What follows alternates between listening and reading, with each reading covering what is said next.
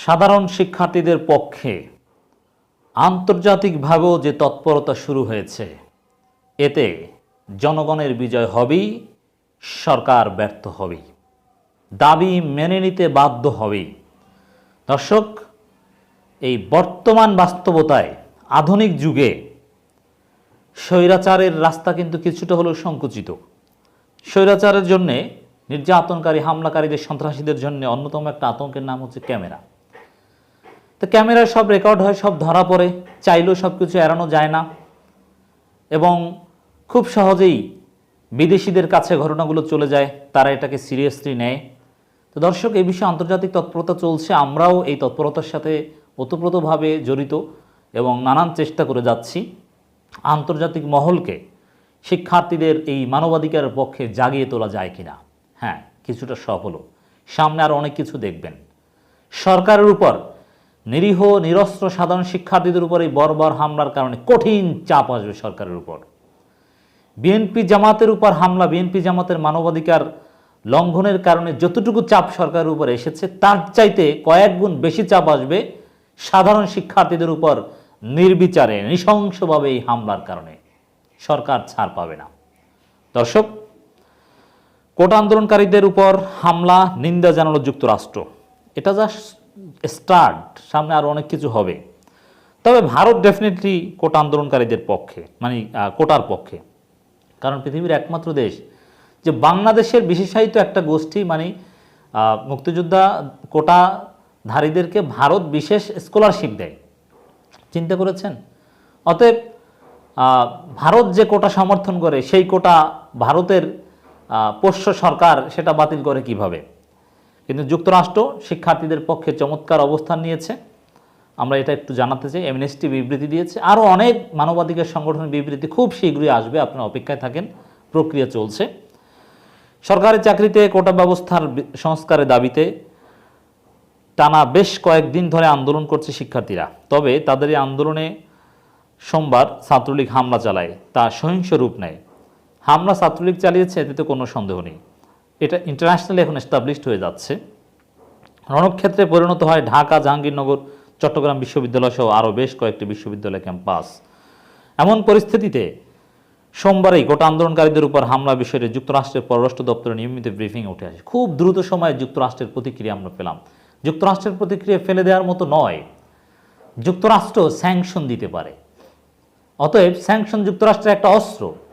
হামলাকারী পুলিশ সদস্য এবং এই হামলাকারীদের কেউ যেন যুক্তরাষ্ট্রে কোনো দিন কোনো ভিসা না পায়, সেই ব্যবস্থা তদন্ত সাপেক্ষে নিতে হবে। এবং যুক্তরাষ্ট্র মেসিভ স্কেলে এগুলো নিয়ে কাজ করছে। ভিসা নীতি তো আছেই। তো ভিসা নীতির আলোকে চাইলে ভিসা স্যাংশন ইজিলি হামলাকারী পুলিশ এবং হামলাকারী শিক্ষার্থীরা অনেকেই বিদেশে যেতে চাইবে, স্কলারশিপ চাইবে, তাদের পরিবারের লোকজন হয়তো বিদেশে কেউ আছে। এ বিষয়ে যুক্তরাষ্ট্রের পদক্ষেপ আমরা কামনা করছি, কারণ কিছু কিছু বিষয় লেট করলে হয় না, তড়িৎ পদক্ষেপ দরকার। যুক্তরাষ্ট্রের পররাষ্ট্র দপ্তরের মুখপাত্র ম্যাথিউ মিলারের কাছে জানতে চাওয়া হয়, বাংলাদেশের সরকারি চাকরি মেধাভিত্তিক পদ্ধতির পক্ষে কোটা বাতিলের বা সংস্কারের দাবিতে গত কয়েকদিন ধরে হাজার হাজার শিক্ষার্থী বিক্ষোভ, হাজার হাজার বলে লক্ষ লক্ষ শিক্ষার্থী বিক্ষোভ করছে। আর কোটার পক্ষে গুটি কয়েক দালাল, গুটি কয়েক ভারতের দালাল ছাড়া কোটার পক্ষে কোনো মুক্তিযোদ্ধাও নেই। সোমবার বিক্ষোভকারীদের উপর হামলা করেছে ক্ষমতাসীন দলের ছাত্র সংগঠন বাংলাদেশ ছাত্রলীগ। এতে শত শত শিক্ষার্থী আহত হয়েছে। আহত হয়ে যারা চিকিৎসার জন্য হাসপাতালে গেছে, তাদের উপর হামলা চালিয়েছে তারা। বাংলাদেশে চলমান এই প্রতিবাদে আপনার অবস্থান কি? যুক্তরাষ্ট্রের অবস্থান জানতে চাওয়া হয়েছে। এই প্রশ্নের জবাবে তিনি বলেন, আমরা ঢাকা সহ বাংলাদেশে ব্যাপক ছাত্র বিক্ষোভের বিষয়ে অবগত এবং পর্যবেক্ষণ করছি। এর মানে যুক্তরাষ্ট্র এই বিক্ষোভকে ব্যাপক বিক্ষোভ হিসেবে আখ্যায়িত করেছে এবং যুক্তরাষ্ট্র পর্যবেক্ষণ করা, এর মানে এটা খুব সিরিয়াসলি তারা দেখছে। মত প্রকাশের স্বাধীনতা এবং শান্তিপূর্ণ সমাবেশের যে কোনো বিকাশমান গণতন্ত্রের জন্য অপরিহার্য। আমরা শান্তিপূর্ণ প্রতিবাদকারীদের বিরুদ্ধে যে কোনো সহিংসতা নিন্দা করি। আমরা এই সহিংসতার শিকার হয়েছেন, তাদের প্রতি আমাদের সমবেদনা। এর মানে যুক্তরাষ্ট্র স্পষ্টতই শিক্ষার্থীদের পক্ষে আছেন এবং হামলাকারীদের বিপক্ষে। সোমবার 15 জুলাই কোটা সংস্কারের দাবিতে আন্দোলনরত শিক্ষার্থীদের উপর ঢাকা বিশ্ববিদ্যালয় ছাত্রলীগের চতুর্মুখী হামলায় প্রায় 300 শিক্ষার্থী আহত হয়েছেন। নারী শিক্ষার্থী রয়েছেন। বিশেষ করে নারী শিক্ষার্থীদের উপর এভাবে হামলা, নারী নির্যাতন, এই বিষয়ে কঠিন মাসুল সরকারকে দিতে হবে। আন্তর্জাতিকভাবেও এই নারী নির্যাতনের কারণে জবাবদিহিতার মুখোমুখি সরকারকে হতে হবে। দর্শক, কোটা আন্দোলনকারীদের উপর হামলায় অ্যামনেস্টি ইন্টারন্যাশনালের বিবৃতি।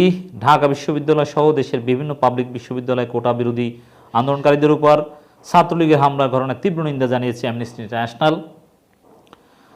সোমবার 16 জুলাই মধ্যরাতে অ্যামনেস্টি ইন্টারন্যাশনাল দক্ষিণ এশিয়া শাখার ফেসবুক পেজ থেকে স্ট্যাটাসে নিন্দা জানানো হয়। ওই স্ট্যাটাসে যুক্তরাজ্য ভিত্তিক আন্তর্জাতিক এই মানবাধিকার সংস্থাটি জানায়, অ্যামনেস্টি ইন্টারন্যাশনাল ঢাকা বিশ্ববিদ্যালয় এবং সারা দেশের অন্যান্য ক্যাম্পাসে কোটা সংস্কার আন্দোলনকারীদের উপর হামলার তীব্র নিন্দা করেছে। হামলায় শতাধিক শিক্ষার্থী আহত হয়েছে বলে জানা গেছে। আমরা অবিলম্বে শান্তিপূর্ণ বিক্ষোভকারীদের নিরাপত্তা এবং আহতদের যথাযথ চিকিৎসা নিশ্চিত করার জন্য বাংলাদেশ সরকারের প্রতি আহ্বান জানাচ্ছি। সরকার এই হামলার পৃষ্ঠপোষক, সরকারের কাছে আহ্বান জানিয়ে কোনো লাভ নেই, তারপরও নিয়মতান্ত্রিক আহ্বান জানাতে হয়। বিক্ষোভকারীদের বিরুদ্ধে সহিংসতার বর্ণনাটি অতীতে অ্যামনেস্টি যে ধরনের সহিংসতা নথিভুক্ত করেছে, মানে রেকর্ড আছে তাদের কাছে, তার সঙ্গে সামঞ্জস্যপূর্ণ, মানে ধারাবাহিকভাবে হামলা চালানো হচ্ছে, যেখানে বেসামরিক পোশাকে থাকা ব্যক্তিরা হাতুড়ি, লাঠি ও অস্ত্র দিয়ে বিক্ষোভে বাধা দেয় এবং বিক্ষোভকারীদের মারধর করে। অস্ত্র উঁচিয়ে হামলাকারী স্বেচ্ছাসেবক দলের নেতা, পরিচয় মিলেছে, পৌর ছাত্রলীগের সদস্য, পরিচয় মিলেছে, এরা ঢাকা বিশ্ববিদ্যালয়ের ভিতরে ঢুকে এই হামলা করেছে। স্ট্যাটাসে আরও লেখা হয়, বাংলাদেশকে অবশ্যই আন্তর্জাতিক আইন ও নিজস্ব সংবিধানের অধীনে জনগণের মত প্রকাশের স্বাধীনতা এবং শান্তিপূর্ণ সমাবেশের অধিকারকে সম্পূর্ণভাবে সম্মান করতে হবে। পাশাপাশি শান্তিপূর্ণ বিক্ষোভকারীদের আরও ক্ষতির হাত থেকে রক্ষা করতে হবে। যাই হোক দর্শক, সরকারের বিরুদ্ধে আন্তর্জাতিক মহল ধীরে ধীরে সোচ্চার হচ্ছে। আন্তর্জাতিক নানান জবাবদিহিতার মুখোমুখিও সরকার এই ঘৃণ্য আক্রমণের জন্য হতে হবে। এভাবেই সাধারণ শিক্ষার্থীদের এবং জনগণের বিজয় হবে ইনশাআল্লাহ। ধন্যবাদ যুক্তরাষ্ট্রকে, ধন্যবাদ অ্যামনেস্টিকে। মূল কথা হচ্ছে বিজয় অর্জন করতে হবে জনগণকে, তবে এদের তৎপরতা ক্যাটালিস্ট হিসেবে ভূমিকা পালন করবে। শিক্ষার্থীরা বোকা নয় যে যুক্তরাষ্ট্র বা পশ্চিমাদের তৎপরতার উপর নির্ভর করবে, না, তারা নিজেরা অবরোধ করছে, বাংলা ব্লকেট করছে, তারা দেশ অচল করে দিয়ে তারা দাবি আদায় করবে, গণ আন্দোলনের মধ্য দিয়ে দাবি আদায় করবে। তবে আমরা যে বিষয়টা এখানে ফোকাস করতে চাই, সরকারের উপর দেশে বিদেশে চতুর্মুখী চাপ প্রয়োগ করতে হবে। শিক্ষকদের পক্ষ থেকে চাপ প্রয়োগ করতে হবে, শিক্ষার্থীদের পক্ষ থেকে চাপ প্রয়োগ করতে হবে, বিএনপির পক্ষ থেকে চাপ, জামাতের পক্ষ থেকে চাপ, সাধারণ শিক্ষার্থীদের পক্ষ থেকে চাপ, শিবিরের পক্ষ থেকে চাপ, এবং আওয়ামী লীগের ইন্টারনাল ক্লাস তো আছেই, এমনিতেই তো চাপে, চীন সফর ব্যর্থ, চাপে, তার মধ্যে বিদেশিদের এই নিন্দা, মানে সবগুলো চাপ একত্র করে সরকারের পরাজয়ের রাস্তা উন্মুক্ত করতে হবে। প্রথমে শিক্ষার্থীদের দাবি আদায় হবে, তারপর গণতন্ত্রের জন্য লড়াই হবে। যে লড়াই চলছে এই লড়াই থামানো যাবে না। বিএনপি জামাতের জন্য ওয়াজিব হয়ে গিয়েছে এই লড়াইয়ের ধারাবাহিকতা রক্ষার জন্য যা করণীয় এখনই ঠিক করা, দেরি করলে কিন্তু সমস্যা আছে।